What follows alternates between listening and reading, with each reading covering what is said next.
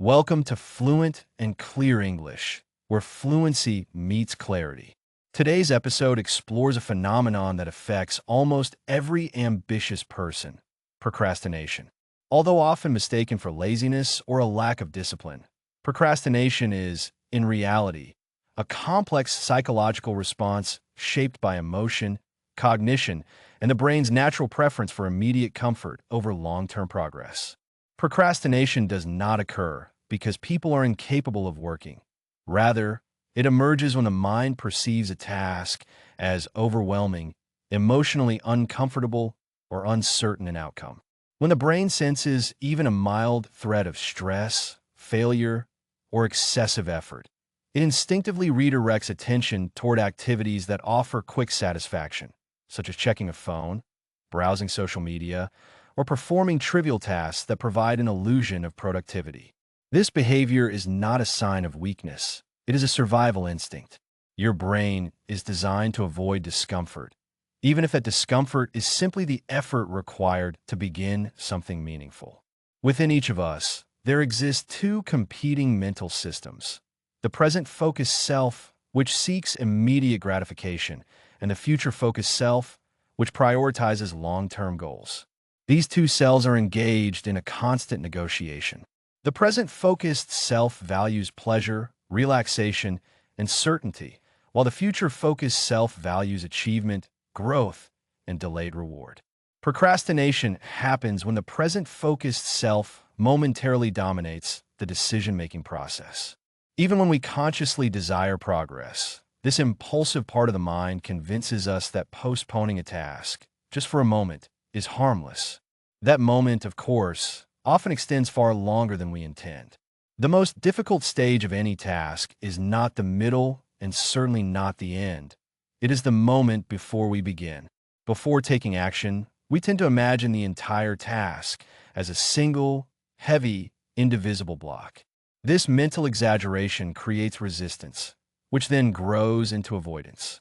However, once we initiate the first small action, the psychological barrier weakens almost instantly. The mind shifts from avoidance into engagement, and momentum begins to build naturally. This is why people often discover, after finally starting a task they avoided for hours or days, that it is far less difficult than they expected. One of the most effective techniques for overcoming procrastination is what I call the 3-minute initiation strategy. Instead of commanding yourself to finish an entire task, you simply commit to working on it for 3 minutes. This extremely small commitment bypasses the brain's resistance because the task no longer feels threatening or overwhelming. After those 3 minutes pass, most people find themselves continuing voluntarily, not because they feel forced, but because the mind, once activated, naturally prefers to keep moving. This method harnesses psychological momentum, allowing progress to unfold with far less emotional friction.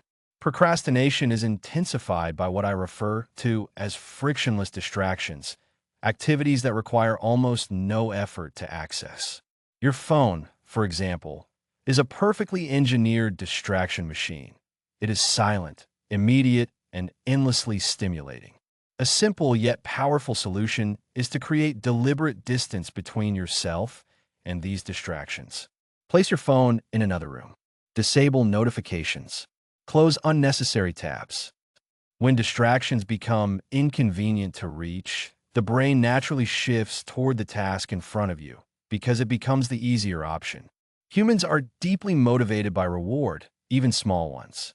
By breaking a large task into smaller, clearly defined steps and rewarding yourself after each one, whether through a brief walk, a moment of rest, or a small enjoyable activity, you train your brain to associate effort with positive emotion.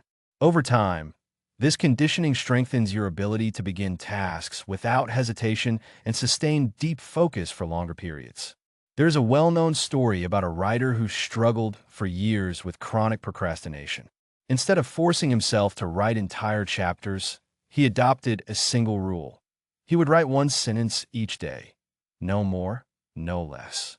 This tiny commitment removed all psychological resistance. And because the beginning became effortless, continuation became natural. Within months, he completed a full manuscript. This story illustrates a timeless principle. Small beginnings lead to significant achievements. Procrastination is not a moral failure. It is a predictable mental pattern. Once you understand how the mind reacts to discomfort and uncertainty, you can begin to guide it rather than obey it. Start with small steps. Reduce distractions. Build momentum. Reward consistency. And most importantly, remember that action, even in its smallest form, is infinitely more powerful than intention alone. Thank you for listening to Fluent and Clear English. If you enjoyed this episode and want more advanced English podcasts designed for clear understanding and confident speaking, make sure to subscribe. New episodes arrive every week. Until next time,